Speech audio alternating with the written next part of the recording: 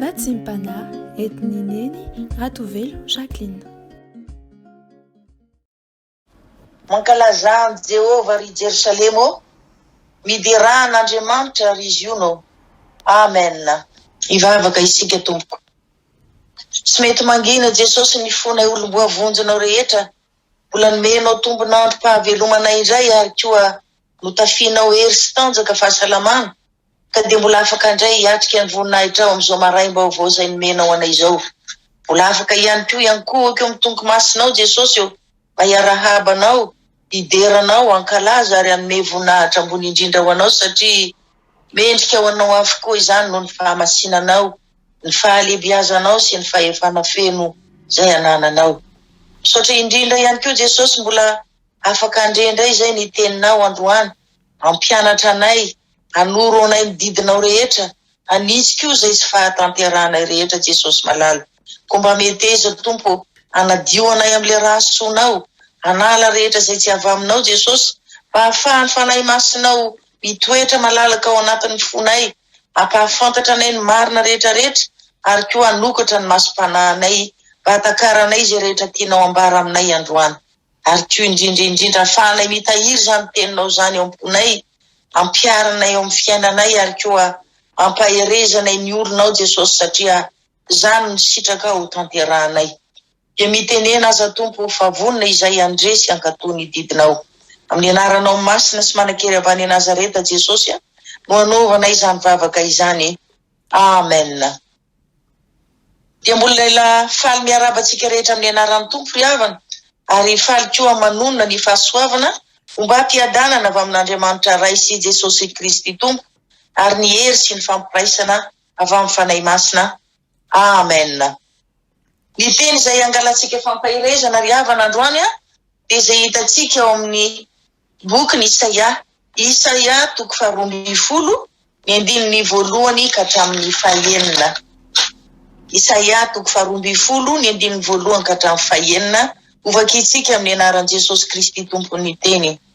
Ary iteny ianao amin'izany andro izany hoe, hideranao aho Jehova o, fa na dia tezitra amiko azy ianao, dia afaka ny fahatezeranao ka mampionina ianao. Indro Andriamanitra ny famonjena, dia atoky aho fa tsy mba hatahotra, fa Jehova Tompo no heriko sy fiderako, fa efa famonjena izy. Koa amin'ny fifaliana no atsakanareo rano amin'ny loha ranom-pamonjena. Ary iteny ianao amin'izany andro izany ka hanao hoe, miderany Jehova, miantso ny anarany, ampafantaro any amin'ny firenena ny asany. Ampatsiahy rovy fa efa nisandratra ny anarany. Mankalazany Jehova, fa asa lehibe no nataony, ary aoka ho fantatra any amin'ny tany rehetra izany, miantso mafy sy miobiry poniny any Ziona, fa lehibe ao amin'ny afovoanao ny Ray Masin'Israely. Alleluia. Amen. Izany andiny soratra masina izany indray ry havana no angalantsika fampahirezana amin'ity talata maraina ity. Ny olona matsiaro namindrana fo tokoa ry havana dia tsy mitsahatra ny misaotra sy mideran'Andriamanitra mandrakariva. Ary araka ny hita eo amin'ny andininy voalohany sy ny fahatelo dia milaza fa tezitra tamin'ny Israely tokoa Andriamanitra, ary dia niantra tamin'izy ireo ny fahamaizana mafy. Kanefa Andriamanitra dia be indra-fo, maharo-po, tsy mba mitana fahatezerana amintsika izany, dia hita ihany koa fa efa nionona ny fahatezeran'Andriamanitra, anika dia vaky ny tenin'ny Israely hoe, Andriamanitra ny famonjenahy, heriko izy ka tsy hatahotra aho fahatoky azy. Marina tokoa ry havana fa ny teny avoaka ny olona eo ambavan'ny olona voavela heloka dia fideranan'Andriamanitra mandrakariva. Ary tsy mahagaga Davida ry havana ao amin'ny Salamo 4:3 eo, raha maneho fiderana be dehibe ao an'Andriamanitra tokoa, satria Davida efa saika tamaty tany an-tany fahavalo izay nisy azy no naharovan'Andriamanitra, ary fantatry Davida tsara izany fitiavan'Andriamanitra sy famindrampon'Andriamanitra tamin'izany, ka dia ampifaliana tanteraka no nideranan'Andriamanitra, satria averin'Andriamanitra tany amin'ny taniny izy. Misy kosa nefa ry havana olona raha mahazo fahasoavana avy amin'Andriamanitra dia tsy mba ny Tompo izay nanambona sy ny nanome azy ilay fitahiana no isaorany sy ankasitrahany, fa ilay fahasoavana izay azony. Niasiry tokoa mantsy riavana raha notahian'Andriamanitra ary nambinina izy tamin'izay rehetra nataony dia nirere fatratra tokoa ka niteny hoe ny heriny, ny fahaizany, ny sainy sy ny tanany izay niasa zany no nanambiana no naombiazany fa tsy ilay Andriamanitra loharano fitahiana rehetra akory. Ny tenin'Andriamanitra nefa riavana dia tsy misahatra tokoa mampianatra atsika fa raha mahatsiaro famindrampo isika dia tokony hisaotra sy hideran'Andriamanitra mandrakariva toy ny nataon'ny Israely satria nahatsiaro nisitraka ny loharanom-pamonjena izy ireo.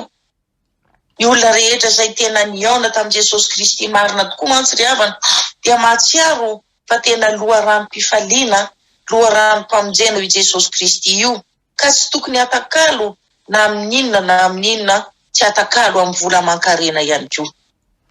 Ary isika kristianina rehetra izao mba mahavita mideran'Andriamanitra mandrakariva koa ve isika? Rehefa mahazo famonjena sy famelan-keloka tokoa isika dia ny mideran'Andriamanitra no zavatra voalohany tokony ataontsika.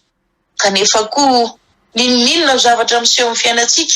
Eny fa na dia misy fahasarotana lalina tokoa aza dia aleo manatanteraka mandrakariva ny tenin'Andriamanitra manao hoe misaora amin'ny zavatra rehetra satria ny Tompo manana ny hevitra heveriny antsika riavana ary ny lalana hitondrany antsika koa dia amin'ny tsara mandrakariva.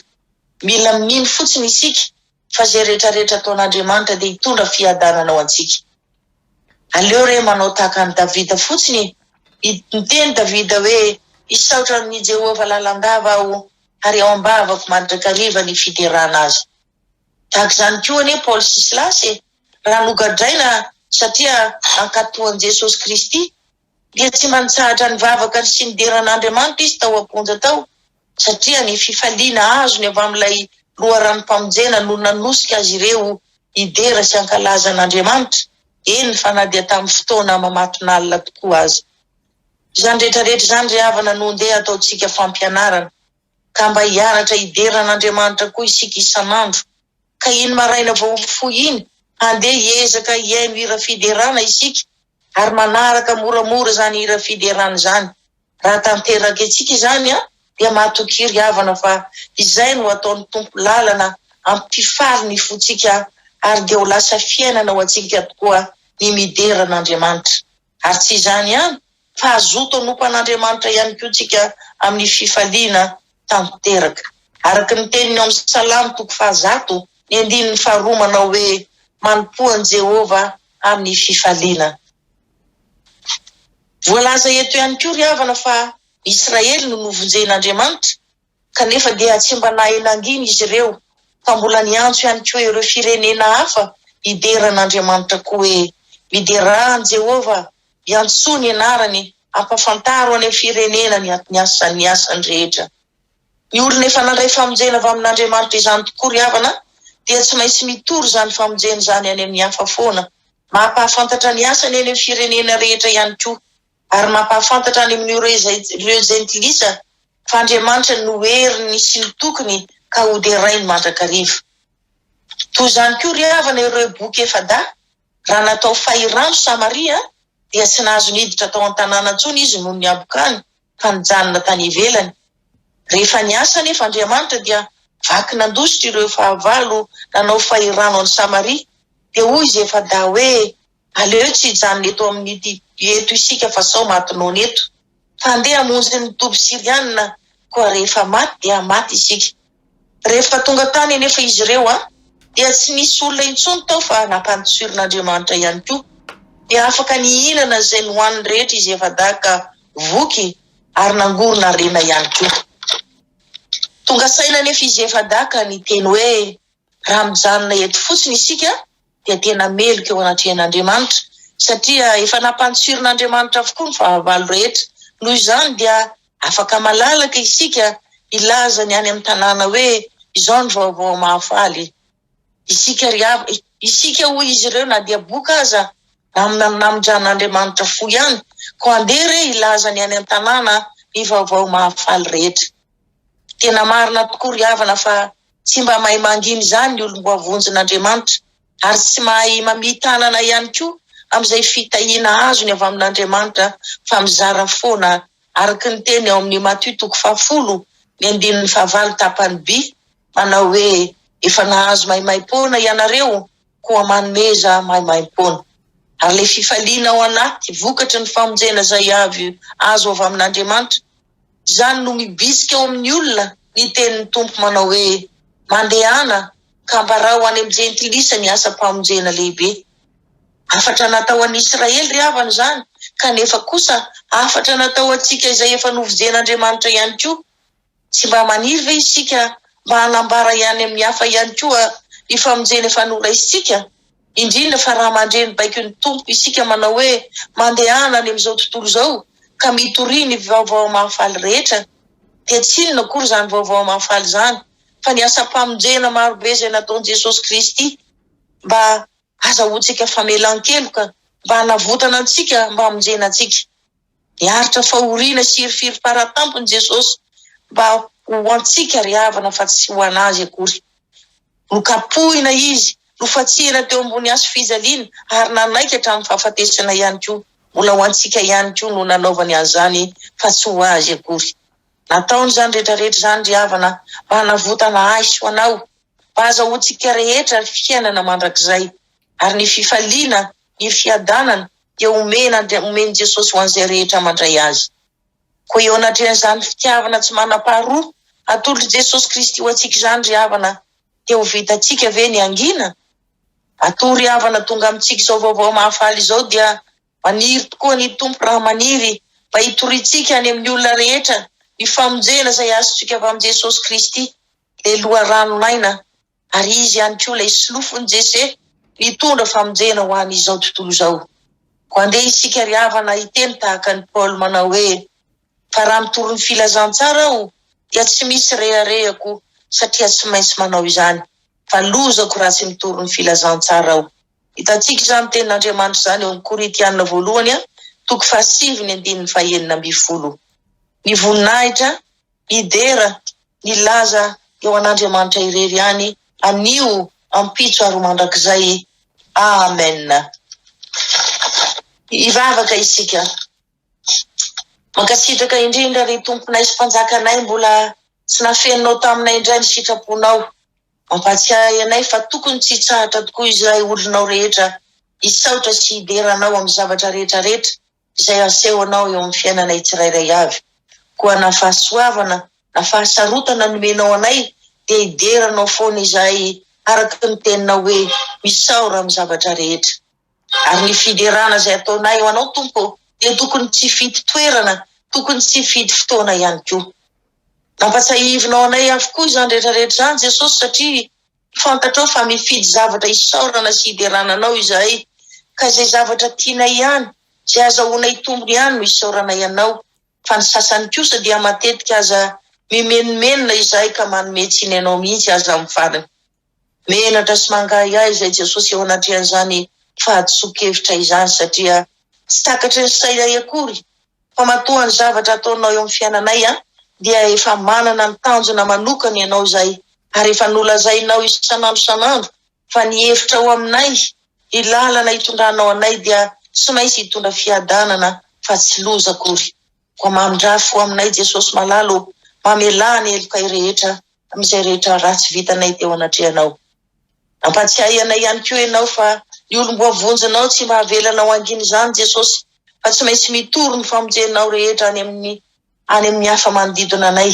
Tsy maintsy manambara any amin'ny jentilisa ihany koa izay tsy mbola mahalala ny asa-pamonjena lehibe nataonao mba hanavotana ny olona rehetra azahoanay fiainana mandrakizay. Tsy tanteraka koa izany Jesosy fa tia tena loatra izahay tsy mijery afa-tsy ny tenanay, no filinay ho anay irery ihany ny filazantsaranao mba hamonjenanay. Dia mbola hifonanay sy baboanay eloka tanteraka eo anatrehanao izany faharatsianay rehetra izany Jesosy malala. Ko mba hampio izahay Jesosy eo amin'ny alalan'ny fanahinana masina, mampianatra ny sitraponao rehetra, hampafantatra anay koa ny didinao izay tokony ho tanterahanay, ary koa mba hahafahanay mitory any amin'izao tontolo izao ny asa-pamonjena lehibe izay nataonao Jesosy hanavotana sy handovainay ny fiainana mandrakizay. Aleluia. Amen. Raiso ny tsodranomasina avy amin'Andriamanitra raitsika. Andriamanitra ny fahasoavana rehetra, zay efa niantso antsika mivonay mandrakizay ho amin'ny Kristy. Rehefa niaritra fahoriana vetivety isika, dia izy no hatanteraka sy ampiorina ary ampitoetra antsika ary ampitombo sy hampandroso antsika ihany koa amin'ny fifankatiavana sy ny fitiavana ny olona rehetra, mba ampiorina ny fotsika sy hanatsikiny amin'ny fahamasina eo anatrehan'Andriamanitra raitsika isika amin'ny fiaviany Jesosy Kristy Tompo. Ho tanteraka tokoa an'izany amin'ny anaran'ny Ray sy ny Zanaka ary ny Fanahy Masina. Aleluia. Amen.